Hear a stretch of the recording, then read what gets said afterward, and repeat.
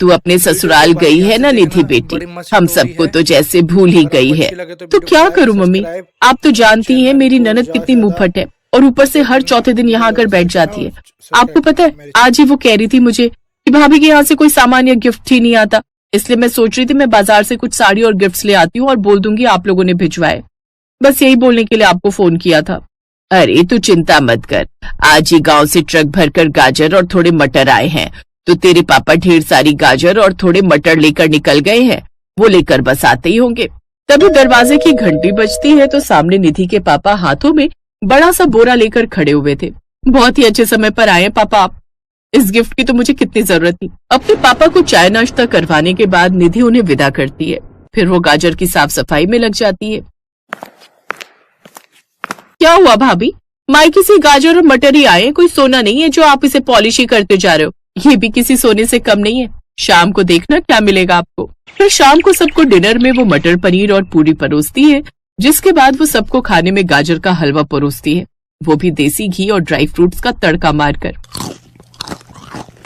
वाह वाह निधि, आज तो तुमने कमाल ही कर दिया, आज तो मजा ही आ गया। क्या टेस्टी हलवा बना है, आग लगा दी आग। इसे खाकर एकदम फ्रेश फील कर रहा हूं मैं। सच में सर्दियों में तो ये गाजर का हलवा तो जो है सोने से भी खरा है। वाह वाह, मजा आ गया भाई, वाह। सबको निधि के हाथ का हलवा बड़ा पसंद आता है, लेकिन उसकी ननद प्रिया तो मुंह फुलाकर बैठ जाती है। पता नहीं ये दीदी का मुंह है या नानी का घुटना, जब देखो सूजा ही रहता है। क्या हुआ दीदी, आपको ये हलवा पसंद नहीं आया क्या? ये बात ठीक नहीं है भाभी, मेरे मायके में सीजन का पहला हलवा बना है और मेरे पति को ही खाने को नहीं मिला, आप उन्हें भी तो इनवाइट कर सकती थी ना। अरे तो कौन सी बड़ी बात है बेटी, तू पैक करके ले जाना दामाद जी के लिए। लेकिन हलवा तो खत्म हो गया, तो मैं क्या करूं? अब आप कल सुबह मेरे सभी ससुराल वालों के लिए हलवा बना देना, मैं पैक करके ले जाऊंगी। जी जी ठीक है दीदी। फिर अगली सुबह 6 बजे उठकर फिर से गाजर धोकर छिलकर कसकर हलवा बनाकर अपनी ननद को पैक करके देती है, जिसे लेकर ननद अपने ससुराल चली जाती है। अरे निधि बहू, जब तू हलवा बना ही रही थी तो हम सबके लिए बना देती। ऐसा तो है नहीं कि तुझे बाजार से जाकर गाजर खरीदनी है। अरे घर में कितनी सारी गाजर आई है, बहू को हमेशा रसोई में थोड़ा ज्यादा ही चीज बनानी चाहिए। आज तूने हमारे लिए हलवा ना बनाकर मेरा दिल जो है वो दुखाया है, जबकि तू अच्छे से जानती है कि मुझे गाजर कितनी पसंद है। अरे मैं तो सर्दियों का इंतजार ही गाजर के लिए करता हूँ। मुझे भी कितना मन था हलवा खाने का, लेकिन खैर कोई नहीं, अब मैं जा रहा हूँ ऑफिस बिना हलवा खाए ही। ससुर जी अपने कमरे में गुस्सा होकर चले जाते हैं और पति ऑफिस। तभी सास, छोड़ ना बहू, इन दोनों का ऐसे ही रहता है, चल हम दोनों बैठकर ये नाश्ता करते हैं। तूने इतनी मेहनत से बनाया है तो अब हम ये मेहनत बेकार थोड़ी ना करेंगे, चला बैठ। बेचारी निधि अपनी सास के साथ बैठकर बेमन से नाश्ता करती है और फिर से वो अपने पति और ससुर की खातिर गाजर घिसकर गाजर का हलवा बनाती है और पहले अपने ससुर को कमरे में और फिर अपने पति को ऑफिस में वो हलवा देने जाती है।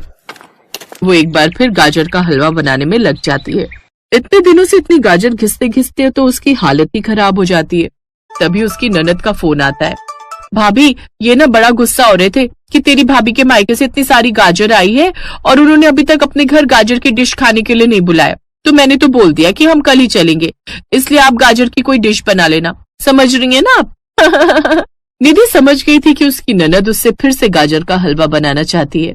पता नहीं वो कौन सी मनहूस घड़ी थी जब मैंने वो गाजर का हलवा बनाया था, जब देखो तब हलवा हलवा हलवा। लेकिन बस अब और नहीं, अब मैं ये हलवा नहीं बनाऊंगी। पहले तो तीनों वक्त का खाना और ऊपर से साथ में तीनों वक्त गाजर का हलवा बनाओ, लेकिन बस अब और नहीं।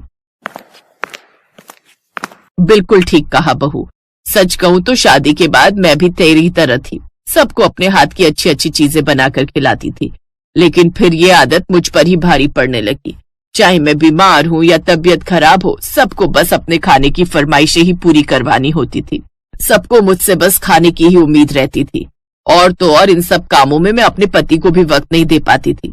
पता है कितने झगड़े होने लगे थे हमारे बीच, इसलिए मैं नहीं चाहती कि ये गलती तू भी दोहराए। मैं अपनी बहू पर इतना अत्याचार होते नहीं देख सकती। लेकिन मम्मी ने जो इतने सारे गाजर और मटर भेजे, उन्हें वेस्ट भी तो नहीं कर सकती ना माँ जी। हाँ, तो फेंकने के लिए कौन कह रहा है? मैं तो बस ये चाहती हूँ कि तू जो इतनी मेहनत कर रही है, पहले खाना बनाकर फिर गाजर का हलवा बनाकर। इससे तो अच्छा होगा कि अगर तू दोनों चीजों को मिलाकर ही बना दे। क्या मतलब माँ जी? फिर उसकी सास अपनी बहू के कानों में कुछ कहती है। फिर अगली सुबह उसकी ननद भी अपने पति के साथ मायके पहुंच जाती है।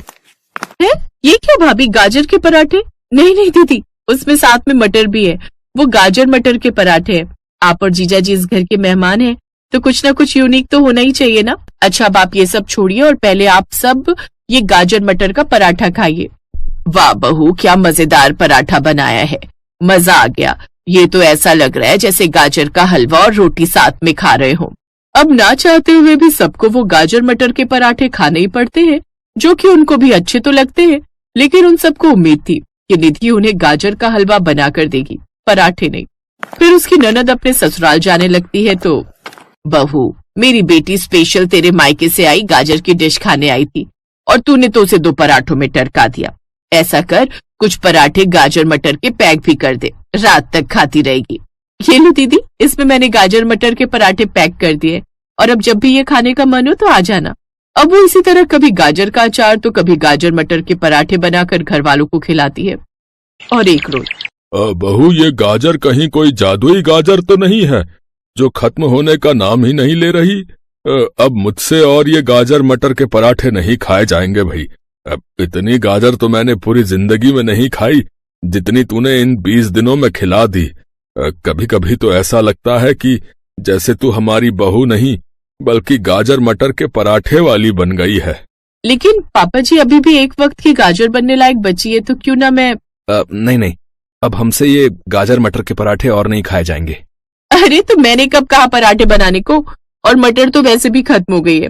तो मैं सोच रही थी कि जो आखिरी गाजर बची है क्यों ना मैं उसका गाजर का हलवा बना लूं। ये सुनते ही सबके मुंह पर रौनक आ गई और एक बार फिर उन्होंने उस बची हुई गाजर का हलवा बनाकर बड़े चटकारे लेकर खाया।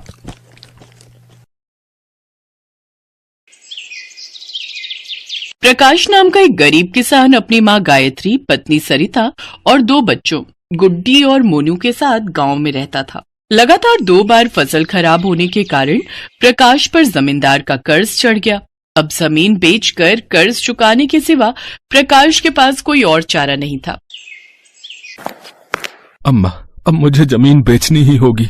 मेरे पास इतने पैसे नहीं है कि मैं जमींदार को कर्ज दे सकूं। अब यहाँ रहने का कोई फायदा नहीं। जमींदार के सारे पैसे देकर अब हमें शहर ही चलना होगा। अम्मा, इस उम्र में आपको कोई तकलीफ तो नहीं होगी कि आपका बेटा आपको परेशान कर रहा है? कोई बात नहीं बेटा, दुख सुख तो आते ही रहते हैं। कर्ज चुकाकर कम से कम तेरे ऊपर कोई बोझ तो नहीं रहेगा ना। यहाँ नहीं तो शहर में सही, मेरा बेटा जहाँ रहेगा मैं वहीं खुश हूँ। प्रकाश अपनी जमीन बेचकर जमींदार का सारा कर्जा चुका देता है और अपने परिवार को लेकर शहर आ जाता है। शहर में प्रकाश का एक दोस्त पहले ही अपने परिवार के साथ रहता था। वो प्रकाश को अपने साथ ही एक दुकान पर नौकरी दिलवा देता है, पर शहर में खर्च ज्यादा था। इससे घर में परेशानी थी क्योंकि प्रकाश की तनख्वाह मात्र 6,000 रुपए थी। ठंड का मौसम शुरू हो गया था और परिवार के रहने और सोने के लिए बहुत परेशानी हो रही थी। अम्मा, ये कंबल तुम ओढ़ लो, ठंड बहुत ज्यादा है। अरे बहू, ये कंबल बच्चों को ओढ़ा दे, मेरी ये शॉल बहुत गर्म है, मैं इसमें आराम से सो जाऊंगी। चिंता मत करो, मैं कल देखता हूँ, बाजार से एक कंबल खरीद लाऊंगा। हो सकता है मालिक थोड़े एडवांस के पैसे दे दे, बात करूंगा। प्रकाश की परेशानी उसकी माँ और पत्नी अच्छे से समझ रही थी, पर उनके पास भी ऐसा कोई साधन नहीं था जिससे वो अपने बेटे की मदद कर सके। प्रकाश को एडवांस के पैसे नहीं मिल सके क्योंकि वो नया नया नौकरी पर लगा था। एक दिन गायत्री और सरिता सब्जी मंडी में सब्जी खरीदने लगी। सरिता बहू, मैं सोच रही थी थोड़े गोभी गाजर खरीद लेते हैं, घर में अचार नहीं है, सर्दियों का मौसम है, थोड़ा अचार डाल दूंगी। प्रकाश को गाजर गोभी का अचार बहुत अच्छा लगता है। गांव में तो सब कुछ था, मैं कितना कितना अचार डाल देती थी। यहाँ तो सर्दियां शुरू हुए कितने दिन हो गए, मैंने अचार नहीं डाला। हाँ अम्मा, ले लेते हैं, अब तो सब्जियां थोड़ी सस्ती भी हैं, गोभी गाजर महंगी नहीं है। आओ वहाँ सामने से पूछ लेते हैं। भैया, गोभी क्या भाव दी? बहन जी, एक दाम लगाऊंगा, 30 रुपए किलो। भैया 20 रुपए लगा ले, 2 किलो ले लूंगी और 1 किलो गाजर भी कर दे। ले लो माताजी, अब सुबह सुबह बोने का टाइम है, अब आपको क्या ही मना करूं, गाजर 2 किलो कर दूं, 50 की 2 किलो कर दूंगा। नहीं नहीं भैया, गाजर 1 ही किलो कर दे। अम्मा अचार के लिए और क्या क्या लेना है वो भी बता दो, हम मसाले की दुकान से लेते जाएंगे। गाजर गोभी का अचार क्या बेचते भी हो बनाकर? नहीं नहीं, हम तो अपने घर पर वैसे ही थोड़ा अचार डालने के लिए गोभी गाजर खरीद रहे थे। वैसे अम्मा जी बहुत अच्छा अचार डालती हैं। हम गांव में रहते थे ना, तो वहां तो अम्मा जी तरह तरह के अचार डालती थी, और सर्दियों में तो गोभी गाजर खासकर जरूर डालती थी। बहुत स्वाद लगता है। अच्छा, ये तो बहुत अच्छी बात है। यहाँ तो हम लोग बल्कि तरस जाते हैं कि गोभी का अचार खाने को मिल जाए। मुझे बनाना नहीं आता, और यहाँ आसपास कोई है ही नहीं जो ऐसे अचार बनाता हो। बेटा, आप कहाँ रहते हो? अगर कहो तो मैं डाल दूंगी अचार। ओह शुक्रिया, अगर आप डाल देती हो तो मेरे लिए बहुत अच्छा रहेगा। मैं यही पास में ही रहती हूँ। ठीक है, मैं आपको ना बता देती हूँ क्या क्या खरीदना है। बाकी आपको मैं अपने घर का पता दे देती हूँ। अचार डाल दूंगी तो आप ले लेना मेरे से।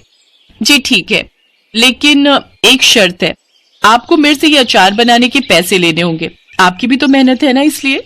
वो लेडी अचार बनाने का सारा सामान खरीद कर गायत्री को दे देती है। गायत्री अगले ही दिन गोभी गाजर का मिक्स अचार बनाकर तैयार कर देती है। शाम को वो लेडी अचार लेने के लिए आ जाती है। उस लेडी के साथ उसकी भाभी भी आई हुई थी।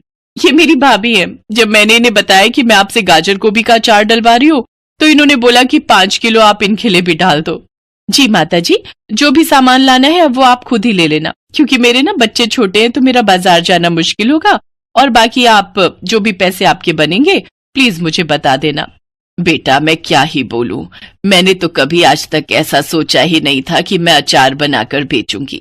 तुम्हें जो ठीक लगे खुद से दे देना। ठीक है माता जी। माता जी, ये आपके पैसे। शुक्रिया बेटी, जीती रहो। अम्मा जी, हमें तो पता ही नहीं था कि यहाँ शहर में अचार बेचकर भी पैसे कमाए जा सकते हैं। अम्मा सचमुच आपका हुनर तो यहाँ काम आ गया। चलो अच्छा है बहू, घर में पैसे काम आएंगे, प्रकाश को भी सहारा मिलेगा। दादी, आपने बोला था कि आप मुझे जलेबी खिलाओगे, पर आपने आज भी नहीं खिलाई। और दादी, आपने मुझे बोला था कि आप मुझे गुलाब जामुन भी खिलाओगे। हाँ हाँ, बोला था तो जरूर खिलाऊंगी।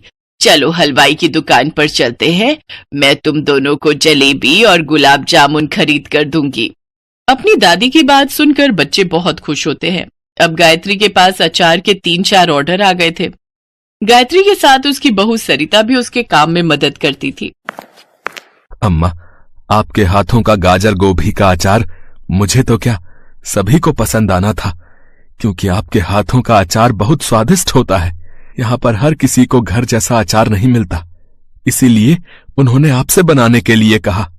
हाँ बेटा, अब एक काम कर, मैं तुझे कुछ पैसे दे रही हूँ, तो आज ही घर के लिए 2 रजाई खरीद ला। ठंड बहुत बढ़ गई है। और सुन, ये मत कहियो कि तू मेरे से पैसे लेकर नहीं खरीदेगा। बेटा, घर में मिल बांट कर काम करने से काम आसान होते हैं, खर्च बढ़ जाते हैं तो एक अकेले पर बोझ नहीं रहता। ये ले, कुछ पैसे रख और आज ही कंबल खरीद ला। अपनी माँ के कहने पर प्रकाश वो पैसे रख लेता है और नए कंबल खरीद लाता है। धीरे धीरे गायत्री के हाथों का गाजर गोभी का अचार आसपास में फेमस हो गया और ज्यादा से ज्यादा लोग गायत्री के पास अचार बनवाने के लिए आने लगे। सरिता भी अपनी सास का पूरा साथ देती थी और दोनों सास बहू मिलकर अचार बनाकर तैयार करती। प्रकाश को भी बहुत सहारा मिल गया, क्योंकि अब गायत्री और सरिता भी घर खर्चों